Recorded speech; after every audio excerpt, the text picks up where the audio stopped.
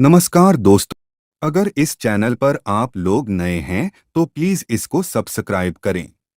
शरभंग मुनि के ब्रह्मलोक चले जाने पर प्रज्वलित तेज वाले ककुत्स्थवंशी श्री रामचंद्र जी के पास बहुत से मुनियों के समुदाय पधारे। उनमें वैखानस, वाल्खिल्य, संप्रक्षाल, मरीचिप, बहुसंख्यक, अश्मकुट्ट, पत्राहार, दंतोलूखली, उन्मज्जक, गात्रशय, अशय, अन्वकाशिक, सलिलाहार, वायुभक्ष, आकाश निलय, स्थंडिलशायी, ऊर्ध्ववासी, दांत, आर्द्रपटवासा, सजप, तपोनिष्ठ और पंचाग्नि सेवी, इन सभी श्रेणियों के तपस्वी मुनि थे। वे सभी तपस्वी ब्रह्मतेज से संपन्न थे और सुदृढ़ योग के अभ्यास से उन सबका चित्त एकाग्र हो गया था। वे सब के सब शरभंग मुनि के आश्रम पर श्री रामचंद्र जी के समीप आए। धर्मात्माओं में श्रेष्ठ परम धर्मज्ञ श्री रामचंद्र जी के पास आकर वे धर्म के ज्ञाता समागत ऋषि समुदाय उनसे बोले, रघुनंदन, आप इस इक्ष्वाकुवंश के साथ ही समस्त भूमंडल के भी स्वामी, संरक्षक एवं प्रधान महारथी वीर हैं। जैसे इंद्र देवताओं के रक्षक हैं, उसी प्रकार आप मनुष्यलोक की रक्षा करने वाले हैं। आप अपने यश और पराक्रम से तीनों लोकों में विख्यात हैं। आप में पिता की आज्ञा के पालन का व्रत, सत्य भाषण तथा संपूर्ण धर्म विद्यमान है। नाथ, आप महात्मा, धर्मज्ञ और धर्मवत्सल हैं। हम आपके पास प्रार्थी होकर आए हैं, इसीलिए ये स्वार्थ की बात निवेदन करना चाहते हैं। आपको इसके लिए हमें क्षमा करना चाहिए स्वामिन।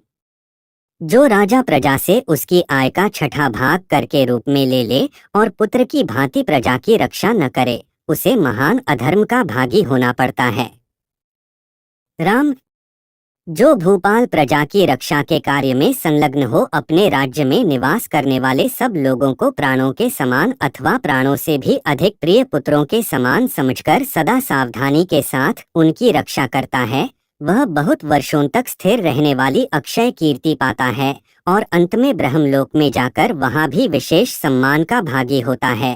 राजा के राज्य में मुनि फल मूल का आहार करके जिस उत्तम धर्म का अनुष्ठान करता है, उसका चौथा भाग धर्म के अनुसार प्रजा की रक्षा करने वाले उस राजा को प्राप्त हो जाता है। श्री राम, इस वन में रहने वाला वानप्रस्थ महात्माओं का यह महान समुदाय, जिसमें ब्राह्मणों की ही संख्या अधिक है तथा जिसके रक्षक आप ही हैं, राक्षसों के द्वारा अनाथ की तरह मारा जा रहा है।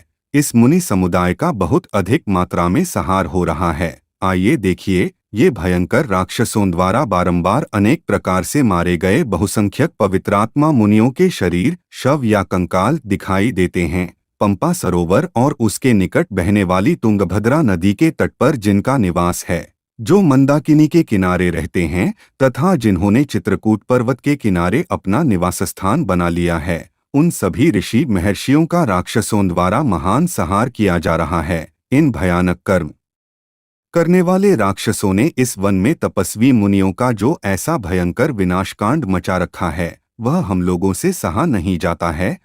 इन राक्षसों से बचने के लिए शरण लेने के उद्देश्य से हम आपके पास आए हैं।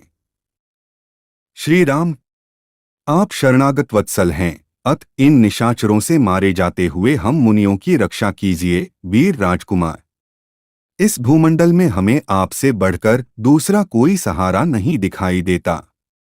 आप इन राक्षसों से हम सबको बचाइए। तपस्या में लगे रहने वाले उन तपस्वी मुनियों की ये बातें सुनकर ककुत्स्थ कुलभूषण धर्मात्मा श्री राम ने उन सबसे कहा, मुनिवरो, आप लोग मुझसे इस प्रकार प्रार्थना न करें। मैं तो तपस्वी महात्माओं का आज्ञापालक हूँ। मुझे केवल अपने ही कार्य से वन में तो प्रवेश करना ही है। इसके साथ ही आप लोगों की सेवा का सौभाग्य भी मुझे प्राप्त हो जाएगा। राक्षसों के द्वारा जो आपको यह कष्ट पहुंच रहा है, इसे दूर करने के लिए ही मैं पिता के आदेश का पालन करता हुआ इस वन में आया हूँ। आप लोगों के प्रयोजन की सिद्धि के लिए मैं दैवात यहाँ आ पहुँचा हूँ। आपकी सेवा का अवसर मिलने से मेरे लिए यह वनवास महान फलदायक होगा। तपोधनो, मैं तपस्वी मुनियों से शत्रुता रखने वाले उन राक्षसों का युद्ध में संहार करना चाहता हूँ। आप सब महर्षि भाई सहित मेरा पराक्रम देखें। इसी के साथ 6 एपिसोड पूरा हो गया।